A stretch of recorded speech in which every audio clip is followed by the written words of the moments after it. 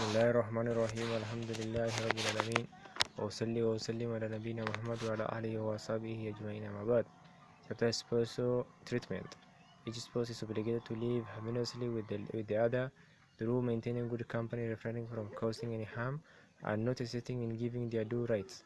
The wife is obligated to obey the husband in the following things: 1. Acts of intimacy, 2. Refrain from leaving his house or traveling except with his permission, 3. Carrying out chores such as cooking and other similar things.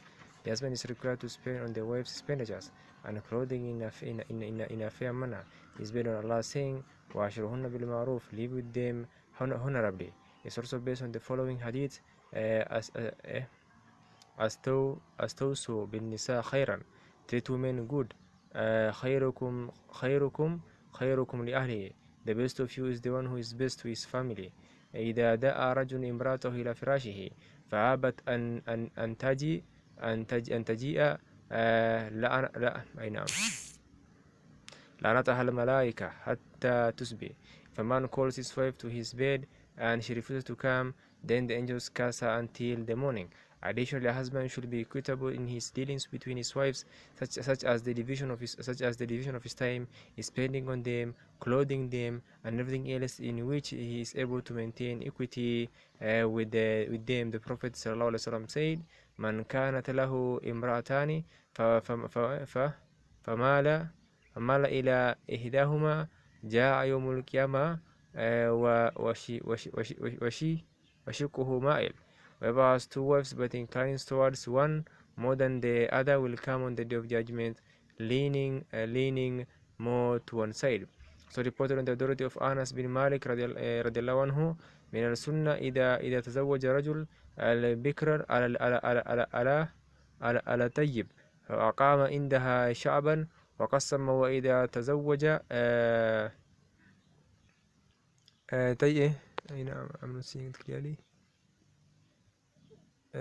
طيبة على البكر أقام عندها ثلاثة ثم قسم.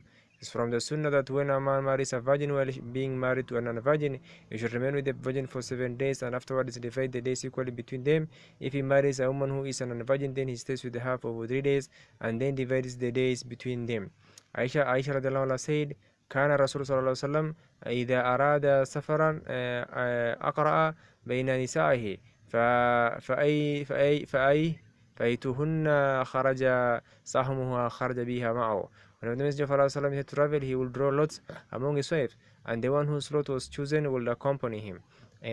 However, if a woman waives her right with the husband's permission for the division of time, expenditure, or clothing, then this permissible. It is known that Sauda bint Zam'a gave her days to Aisha, so the Prophet will divide up the days and give Aisha her day and that of Sauda's. It is agreed upon by Bukhari and Muslim, if a husband fears a marital discord and nushuz from his wife and her disobedience becomes apparent, then he should admonish her. B, if she persists in her disobedience, then he should abandon sharing the bed with her. C, if she still persists in her disobedience, then he should slightly hit her without causing her any harm. However, if the husband does not give the wife her marital rights, then he is prevented from doing the above things. If a separation is feared between the spouses, then an arbiter should be chosen from his family and one from her family. They should have a knowledge of the situation and the ability to determine whether a consolation or separation is best.